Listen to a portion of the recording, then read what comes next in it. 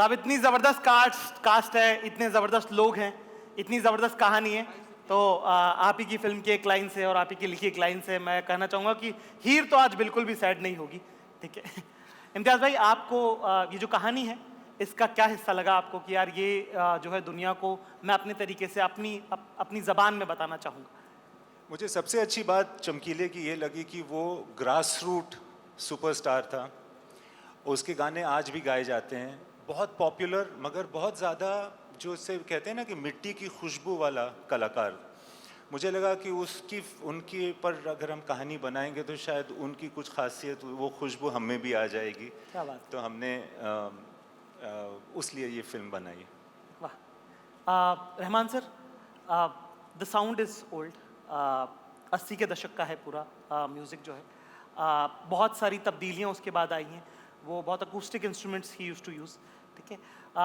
So with this modern technology, how did you approach the whole concept of this film and the idea and music of this film? This is a long dream for me to do a full Punjabi kind of music from after Tal actually. And when he approached, there were already songs, of Chamkila ji. I said, what am I going to do in this movie? Yes. There's songs already there. And we were very true to that stuff, and Diljit and Parneeti have sung that beautifully. We had another take. I said, why don't we have our take on the movie, make it like a musical? So some parts of it was like a Broadway musical, where you see characters talking about Chamkila. And that made a whole new, turn on the vision of the movie and how he is picturized. He's really reinvented himself. Imtiaz, you'll see a new Imtiaz in this one. माशाल्लाह, ये इतने सालों के बाद आप लोग you are teaming up again. Like what do you feel about Imtiaz sir when you're working with him? How's the experience?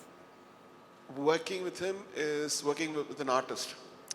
And of course there is commercial, all those, tick marks we have to do. But beyond that, we have an option of going much deeper to something, rediscovering. Again with Irshad and Mohit, we are a team, the Rockstar team. Of course. And yeah. आप बताइए इरशाद भाई, कैसा आपको लगा, क्या आपको mic ले लीजिए, आपका और इम्तियाज़ भाई का, और ये कॉम्बिनेशन है जो हम लोग सब जितने फैंस हैं, we are always looking up कि अब क्या होगा, है ना। तो आप जब इस तरह की कहानी, जो ऑलरेडी एक म्यूजिशियन है आदमी, है ना, जो ऑलरेडी जिसके लिरिक्स इतने पॉपुलर हैं, है ना, जिसका अंदाज़ इतना मशहूर है, उसके बारे में जब लिखने मिलता है, उसके बारे में जब कुछ गढ़ने मिलता है, तो उस नगमे को आप कैसे देखते हैं? सबसे पहले मैं जब भी इम्तियाज़ के साथ या रहमान सर के साथ, मोहित के साथ काम करता हूँ तो मुझे सीखने को बहुत कुछ मिलता है। पहली बात तो ये होती है, और दूसरी बात ये, जहाँ तक चमकीला की बात है, चमकीला ने एक तरह के गाने लिखे, लेकिन उन गानों को लिखते हुए उसके अंदर का जो इंसान था वो क्या सोच रहा था, उसको गानों के थ्रू, लिरिक्स के थ्रू अंडरलाइन करने की कोशिश की है। मोहित सर, और आप कैसे अंडरलाइन करते हैं एक आदमी जो कटाक्ष करता है, जो तंज कसता है सोसाइटी पे, उसकी आवाज़ में भी वो बात है, उसके अल्फाज में भी वो बात है, तो एज अ सिंगर जब आप स्टूडियो में रिकॉर्ड करते हैं उसको, तो क्या आप उस आइडिया को पूरी तरह से एम्बाप करते हैं, या जितना है उसको उतना कर दें वो भी अपना काम काफ़ी?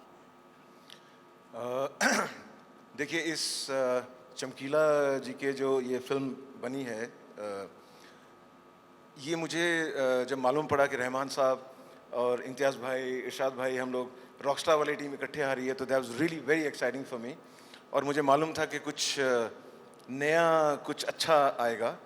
और रहमान साहब के साथ जब भी मैं कोई गाना गाता हूँ तो उसमें रहमान साहब हमेशा एक थोड़ा फ्रीडम देते हैं आर्टिस्ट को, कि जिसमें वो अपने आप को एक्सप्रेस कर पाए, and he is very generous in that. और उसमें हमेशा सर जो है हमेशा देखते हैं कि नया क्या ला सकते हैं, और तो वो बहुत अच्छा लगा। और दिलजीत भाई के साथ और परिणीति जी के साथ ये जो पूरा जो सेटअप हुआ, I was really excited to be part of this. बहुत मुबारक साहब आपको।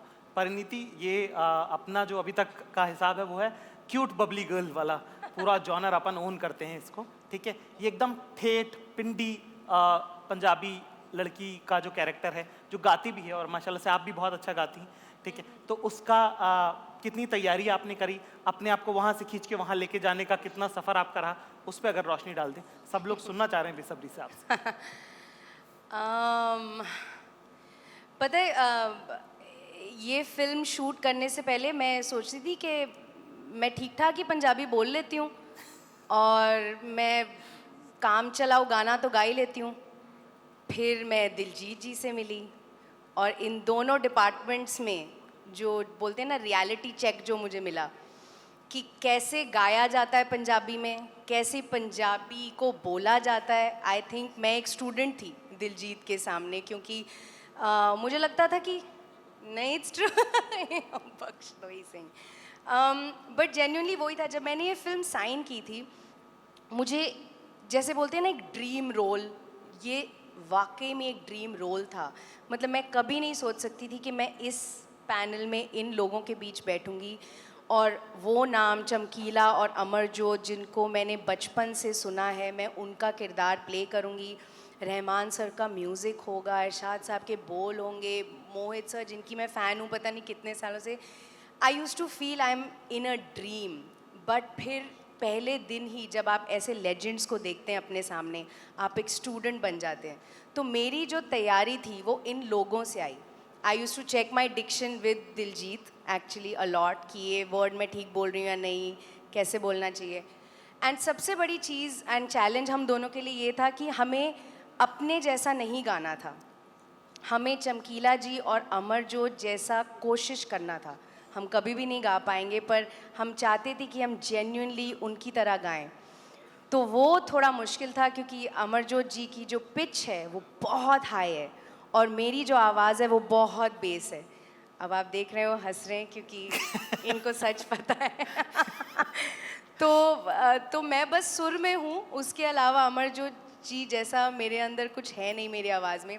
सो I really had to work hard at singing like her, which I think has been one of the most difficult things for me to do. But I hope कि मैंने कुछ ठीक ठाक कर लिया है। आई एम श्योर आपने Passing बेहतरीन काम marks. किया होगा। अरे हम लोग बोल रहे हैं। दिलजीत भाई, आपसे मैं पूछना चाहूँगा कि एक कहानी होती है जो आप देखते हैं, समझते हैं, सुनते हैं। एक कहानी जो आपके घर के इतने करीब है ना, आपकी बचपन की मेरे ख्याल से याददाश्त में बहुत ज़्यादा आपने उसको जिया होगा। और बाकी सब लोग क्योंकि बाहर से हैं तो उनको ऐसा लगता है कि इसको ज़्यादा पता है, ठीक है ना। तो आपकी कितनी तैयारी थी और आपके लिए कैसा है अमर सिंह चमकीला बनना? सत श्री अकाल जी साਰਿਆਂ ਨੂੰ। सत श्री अकाल जी। सत श्री अकाल। मेरे को लगता था कि मुझे चमकीले के बारे में बहुत पता है, ऐसा मेरा मानना था इनसे मिलने से पहले। अच्छा। इम्तियाज़ सर से मिलने से पहले मुझे लगता था कि मैं चमकीले को सबसे ज़्यादा जानता हूँ। हमें जब पता चला कि बॉलीवुड में फ़िल्म बन रही है चमकीला, तो हम सोचा ये क्या बनाएंगे, मतलब हम बनाएंगे। हमने जोड़ी फिल्म भी बनाई एक, अच्छा। जिसके हमें राइट्स नहीं मिले तो हमने ऐसे एक फिक्शन बना दी। तो मुझे था कि जो अभी लोगों के दिमाग में भी है कि पंजाबी गाने हिंदी में कैसे बनेंगे, वो रिक्रिएट नहीं हो सकते, तो ये लोग क्या बनाएंगे, हम बनाएंगे पंजाबी में। तो हमने ऑलरेडी बना दी एक फिल्म। अच्छा। और मुझे लगता था कि ये लोग नहीं बना पाएंगे। जब हमने फिल्म बना दी, कोविड आ गया, फिल्म रिलीज़ नहीं हुई, मुझे सर की कॉल आई, इम्तियाज़ सर की। मुझे लगा ये सू करेंगे हम पे कि इनके पास राइट्स हैं और हमारे पास तो राइट्स नहीं थे। तो ये बोले कि मैं तुम्हें लेना चाहता हूँ चमकीला में। मैं कहा जी पहले मेरे से कहानी सुन लो, हमने फिल्म बना ली है ऑलरेडी। अगर आपको लगता है फिर भी कि आप मेरे साथ बनाना चाहते हैं तो ज़रूर। तो जब मैंने इनका पर्सपेक्टिव सुना तो वो बिल्कुल अलग था। अच्छा। वो चमकीले की फिल्म थी और वो चमकीला जिसके बारे में शायद मैं भी नहीं जानता था। क्या बात है। मैंने चमकीले के गाने सुने हैं, ये बात सच है। मैं यहाँ एक बात बताना चाहूँगा कि यहाँ पे एक लिरिसिस्ट हैं, एक गाने वाले हैं, एक संगीत बनाने वाले लेजेंड है हमारे पास। चमकीला खुद लिखता था, खुद म्यूजिक उसकी धुन बनाता था, खुद गाता था और स्टेज पे खुद प्ले करता था वो तुम भी। तो वो इतना बड़ा आर्टिस्ट था वो, वाकई में। वाह। तो उसकी स्टोरी इतने बड़े पर्दे पे कही जानी मेरे लिए, हमारे लिए बहुत बड़ी बात थी। उसके गाने की चॉइस के पे डिस्कशन और हो सकती है, लेकिन चमकीला अपने आप में बहुत बड़ा आर्टिस्ट था। तो जब इन्होंने मुझे सर ने ऑफ़र की फ़िल्म, तो जो इन्होंने कहा, क्योंकि मैं सरेंडर कर गया जब इन्होंने चीज़ें बताई जो मुझे भी नहीं पता थी चमकीले के बारे में, वो कैसे खड़ा होता था, कैसे बोलता था। फिर मुझे लगा कि यार म्यूज़िक कैसे करेंगे आप लोग। हाँ। तो फिर जब ए.आर. रहमान सर हों, मतलब शाद सर हों, मोहित जी हों, तो ऑब्वियसली म्यूज़िक तो सारा इन्होंने संभाला। गाने पंजाबी में हैं जो स्टेज पे हैं, जो चमकीले के हैं। बाकी जो गाने हैं वो बैकग्राउंड में हिंदी सॉन्ग्स दोबारा रिक्रिएट किए गए हैं। बहुत सारे फैंस को ये दुविधा है कि गाने कैसे होंगे। गाने पंजाबी में, चमकीला हिंदी में नहीं गाया जा सकता, उनके ओरिजिनल सॉन्ग्स हैं। फिर मेरे को टेंशन थी कि अमरजोत कौन बनेगी, हाँ अमरजोत कौन गाएगा, क्योंकि वो चमकीला से भी टफ गाती थी। वाह। तो जब उन्होंने बोला परिणीति जी हैं, तो मैंने इनके गाने सुने हैं, गा लेते हैं, पर अमरजोत को गाना एक अलग बात है।